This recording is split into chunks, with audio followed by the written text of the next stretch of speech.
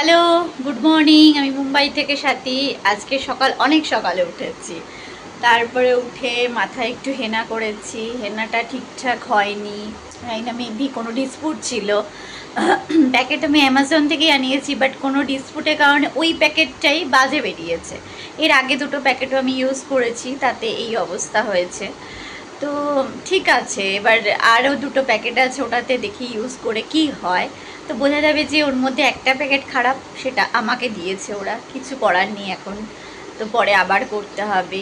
একটু সিনেমা দেখতে যাব, তো তার জন্য তাড়াতাড়ি করে রেডি হয়ে ওষুধ খেয়ে তারপরে বেরোতে হবে। তো তোমাদের সাথে কি সিনেমা দেখতে যাব সেটা শেয়ার করব, সঙ্গে থাকো। সো আমি বাড়ির থেকে বেরিয়ে গেছি রেডি হয়ে। এখন যাচ্ছি স্টেশনের দিকে। তো চলো যাওয়া যাক। আমি স্টেশন এসে গেছি।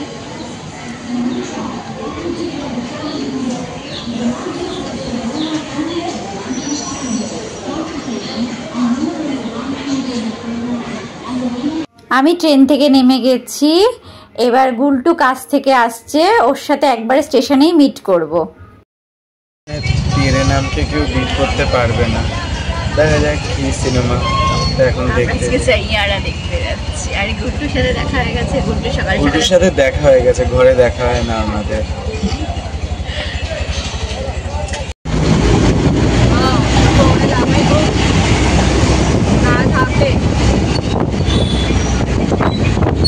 আমরা মিরাজ দাত্তানিতে এসে গেছি সাইয়ারা মুভি দেখতে, নিব্বা নিব্বি স্পেশাল দেখতে। এক্স্যাক্টলি। সবাই তো কাঁদছে কেন সেটাই আমরা দেখতে এসেছি। আমরাও কাঁদতে এসেছি। অনেকদিন কাঁদি না, তো তাই চোখের জল শুকিয়ে যদি যায়। তেরে নামের মতন চুল বানাবো, চুলই নেই।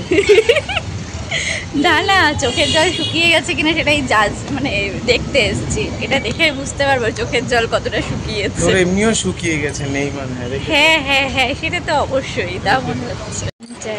মলে ঢুকে গেছি। এখানে চেকিং এর একটা ব্যাপার আছে, তো আমরা চেকিং করে নিই, তাই না বলো? এয়ারপোর্ট চেকিং,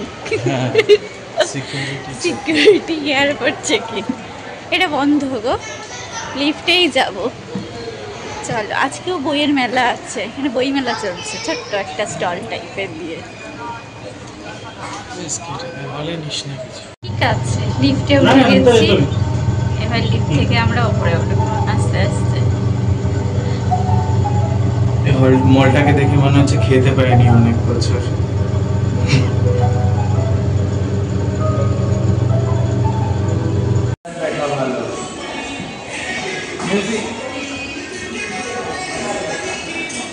ও ঠিক আছে। আমরা দেখতে এসেছি লোকের কান্নার কারণ কি। এসে গেছি, এখন টিকিট কাটবো। টিকিট কাটার পর তারপরে আমরা খাবো দাবো, তারপরে সিনেমা দেখবো। মেবি আমরা দুটোর শোয়ে যাচ্ছি। ইচ্ছাধারী যে মাকড়সা, এরা কিন্তু তোদের সাথে কথা বলবে না। তোরা ওই একতা কাপুরের প্রোডাকশানেই থাকবি। ওরা কিন্তু 21st সেঞ্চুরি বা ওদের সাথেই ঘুরে বেড়াচ্ছে। মানে ওরা কিন্তু ইউনিভার্সাল স্টুডিওতে কাজ করছে। তোরা বাপের জন্যই আন্ধেরি ছেড়ে বেরোতে পারবি না, ঠিক আছে? তোর ওই নাগিন, সাপ, ঈগল, চিল, বাজ, শকুন এই হয়ে থেকে যাবে ইচ্ছাধারী। আমি তাই বলছি, দেখ, বাঁদুরের সাথে গেলে সমস্যা নেই। রাত্রে যদি নিশীথের উদ্ধারেও বেরোসো, বাঁদুর বা মাকড়সা ছাড়া কারোর সাথে কথা বলবি না। আর চেষ্টা করিস না মাকড়সাকে রাত্রেবেলা খাওয়ার, ঠিক আছে? আমি কি যে তুমি এইসব উল্টাপাল্টা ইচ্ছাধারী পেঁচা মনে হয় তুই। তারপরে যদি বাঁদুর রেগে যায়, ব্যাটম্যান হয়ে দেবে না একেবারে।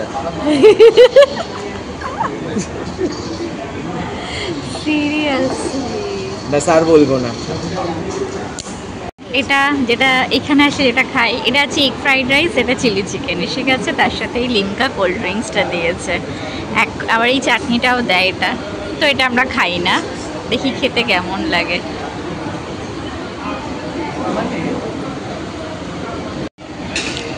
গুলটু নিয়ে এসছে লুচি, আর এটা কি আলুর তরকারি।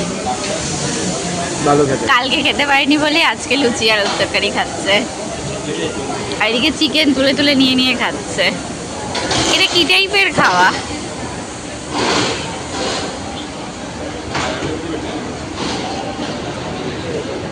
বুঝলাম এই জন্য। আবার থালার মধ্যে আবার পার্টিশন করে রেখেছে দুটো থালাতেই। না, এটা খা তুই। না তুমি খাও।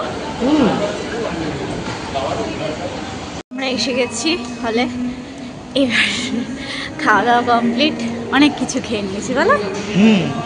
অ্যাক্সিডেন্ট বলো, হ্যাঁ আমার আজকে জ্বর হয়েছিল না? কি হয়েছিল? আমার পরে আজকে জ্বর জ্বর লাগছিল, হ্যাঁ, শরীর খারাপ। শরীর খারাপ। তারপরে প্যারাসিটামল চা করে দিয়েছে, তার প্যারাসিটামল খেয়ে চা খেয়ে তাড়াতাড়ি করে আজকে চলে গেছে।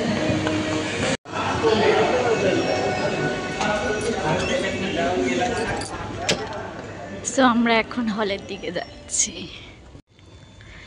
আমরা হলে বসেও গেছি, যে উল্টো সোফায় নিয়েছে। খুব খারাপ অবস্থা। কেন? হাঁপিয়ে গেছি। 6খানা লুচি খেয়ে আর পাচ্ছি না। একসময় 14-15টা লুচিও খেয়ে নিতাম, 3 প্যাকেট বিরিয়ানিও খেতাম। এক প্যাকেট বিরিয়ানিও পুরো শেষ করতে পারি না, 6টা লুচি খেয়ে হাইডাই করছি। মানে 4টে হলে ভালো হতো।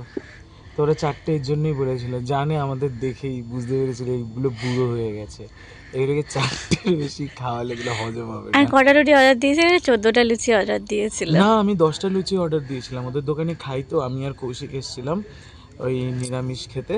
ওরা রবীন্দ্র সরোবরে ভাড়া থাকতো, পড়াশোনা করতো, ওখানে চাকরি টাকরি করে তারপরে এখানে চলে এসে ব্যবসা করছে বম্বেতে এসে। তো চেনে বলে ও আমাকে লুচি 4টে বেশি দিয়েছে, কারণ দেখছিল আমি লুচি লুচি করছিলাম। 10টার পরে 4টে এক্সট্রা লুচি গিফট। গিফট তো দূরস্থ, অর্ডার দেওয়া 10টা লুচির 4টে হজম করতে পারিনি। সত্যি বয়স হয়ে গেছে, বয়স হয়ে গেছে। কতটা কমফোর্টেবল এই সোফাটা? আমার কমফোর্টেবল, কিন্তু এই মা ছাড় পোকা, এটা কি পোকা? কোথায় ছাড় পোকা? এটা কি? হ্যাঁ, এটা ছাড় পোকা না, এটা মশা। ইস, আমার এটা দেখো কি নোংরা উল্টো। না, এটা আলো জ্বলছে দেখে, আলোটা অফ করে দিলে আর বুঝতে পারতি না। আরাম। আলোটা কেন জ্বালিয়ে রেখেছে সেটা তো বুঝতে পারছি না। আমরা এরকম অনেক জায়গায় চলে যাই, অন্ধকারে বুঝতে পারি না, কমফর্ট নিয়ে নিই। পরে যখন আলো অন হয় বুঝতে পারি যে না, আমরা নরকে ছিলাম। ঠিক এইরকম জীবনে আলো জ্বালাতে আমি এক জায়গা থেকে আরেক জায়গায় এলাম, ভাবলাম জীবনটা আলোকিত হয়ে যাবে। আর অবস্থা এমন দাঁড়িয়েছে, 6টা লুচিও খেতে পাচ্ছি না।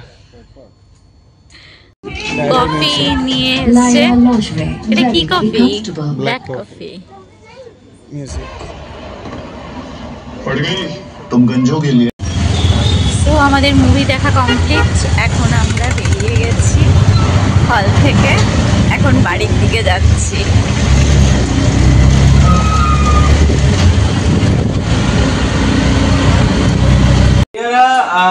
মুভিটা ভালো। আজ থেকে 12 থেকে 13 বছর আগে হলে হয়তো এটা দেখে খুব কাঁদতাম। আশিকি 2 সময় অনেকটা রেডি হয়ে গেছিলাম যে এই সমস্ত জিনিস ম্যাটার করে না, কিন্তু আমাদের সময়কালের স্যাড মুভিজ যদি আমরা মনে করি, লাইক কুছ কুছ হোতা হ্যায়, ডিডিএলজে, তারপরে অল দিস মুভিজ, এগুলো অনেক মুভিজ ছিল। তো এই মুভিটা আমি বলবো না খুব খারাপ, খুব ভালো স্ক্রিন প্লে, খুব ভালো রাইটিং, গানগুলো দারুণ, যে লিখেছে যে ভেবেছে অপূর্ব লিখেছে, অপূর্ব ভেবেছে। এবার একটা জিনিস, এটা দেখে কেঁদে মরে যাচ্ছে বা এই জেনারেশনের নিব্বানিব্বি শুয়ে পড়ছে, এটা আমাদের সময়েও হয়েছে। মানে যারা আশিকি 2 দেখেছে, আমার মনে আছে অভিষেক জনি, অভিষেক ক্যান রিলেট যদি কোনোদিন এই ভিডিও দেখে, ও প্রত্যেক রাতে আমরা নাইট আউটে বেরোতাম, গোটা জার্নিটার মধ্যে আশিকি 2 এর গান তো থাকতোই। তো সেই যে ইম্প্যাক্ট আশিকি 2 ফেলেছিল, এটা এই জেনারেশনের যে জেনজি রয়েছে তাদের মধ্যে একটা ইম্প্যাক্ট ফেলবে। তো এটা এই যুগের জন্য ভালো মুভি, কিন্তু একটা খুব ভালো জিনিস আমি বলবো, এটা এই জেনারেশনকে একটা জিনিস খুব ভালো মেসেজ দেওয়ার চেষ্টা করা হয়েছে। আমাদের সময়কার যখন মুভি হতো, সবাই ক্যারিয়ার চুলোর দুয়ারে পাঠিয়ে প্রেম করে মরে যেত। এই জেনারেশনে কিন্তু সেটার উল্টো দেখিয়েছে। ও নিজের ফ্যামিলির দুর্দশা, নিজের দুর্দশা দুটোকে কভার আপ করে জীবনে সাকসেসফুল হতে চেয়েছে। তার মানে প্রেম টেমকে সব পিছনে ফেলে নয়। সো আমাদের যে একটা ব্যালেন্স করা দরকার লাইফে, এটা এই জেনারেশনটা শেখাচ্ছে সিনেমার মধ্য দিয়েও। নেগেটিভ নেওয়ার দরকার নেই সবসময়, বাট হ্যাঁ পজিটিভ এটাই যে আমাদেরকে ক্যারিয়ারে খুব সাকসেসফুল হতে হবে, তো বাকি জিনিস অটোমেটিক্যালি আমরা ট্যাকেল করতে পারবো। সাপোজ মেয়েটার একটা অসুস্থতা রয়েছে, সেটাকে যদি আমার রিকভার করাতে হয়, সেটাকে যদি আমাকে সুস্থ বানাতে হয়, তাহলে প্রচুর টাকা দরকার। সেইটা কিন্তু এই সিনেমার হিরো জানে এবং বোঝে, অর্থাৎ জেনজি কিন্তু এটা বোঝে। সো সাকসেসফুল লাইফে হতেই হবে যাতে এই সব কিছু থেকে আমি আমার প্রিয়জনদেরকে বার করতে পারি, ওর বাবাকে অসুস্থতা থেকে বার করতে পারি, আমি ওকে অসুস্থতা থেকে বার করতে পারি। সো এই সব মিলিয়ে সিনেমাটা কিন্তু এই জেনারেশনকে দেওয়ার জন্য একটা গুড মেসেজ। শুধু প্রেম দেখলে হবে না, প্রেমটা যাতে সাকসেসফুল হয় তার জন্য নিজেকেও সাকসেসফুল করতে হবে। So once you are ready, the world is ready for you. এটা একটা দারুণ মেসেজ ছিল সিনেমাটার মধ্যে। বাট হ্যাঁ, আমাদের জন্য অনেক প্রেম হয়ে গেছে, বুঝে গেছি।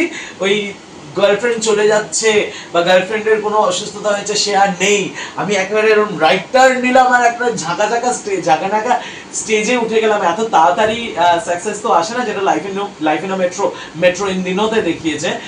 স্ট্রাগলটা অনেক লম্বা হয়, স্ট্রাগলটা অনেক পেইনফুল হয়। সো সেই স্ট্রাগলের মধ্যে দিয়ে অনেককে যেতে হয়, সবাইকেই ওই স্ট্রাগলের মধ্যে দিয়ে যেতে হয়, সেটা আরো পেইনফুল, আরো রিয়েলিস্টিক।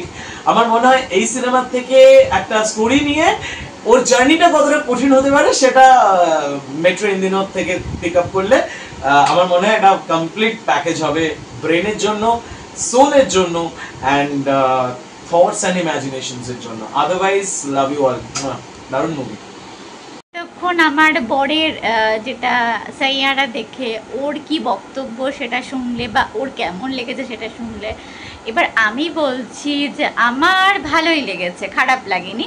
বাট কান্নার কিছু নেই এর মধ্যে, কিছু কিছু বাস্তব আছে, এখনকার দিনের কিছু কিছু বাস্তব যেটা তুলে ধরেছে সেটা বেশ ভালো লেগেছে। আমার গানগুলি খুবই সুন্দর, খুবই সুন্দর। বাট আমার পাশের সিটে বসে মেয়েটা কাঁদছিল, আমি জানি না কেন কাঁদছিল, বাট হলে আর কেউ কেঁদেছে কিনা সেটা অতটা লক্ষ্য করিনি, বাট আমার পাশের সিটে মেয়েটা কাঁদছিল। তো এটাই হচ্ছে মুভিটা, দেখে খারাপ লাগবে না, ভালোই লাগবে। গানগুলি সত্যিই খুব দারুণ। সো আজকের মতন ভিডিও এখানেই শেষ করছি। সঙ্গে থাকো তোমরা আমার সাথে। আর আরেকটা কথা যেটা হচ্ছে টাটা, গুড নাইট, কালকে আবার দেখা হবে তোমাদের সাথে। আর আমার চ্যানেল যদি তোমাদের ভালো লেগে থাকে, লাইক অ্যান্ড সাবস্ক্রাইব অবশ্যই করবে।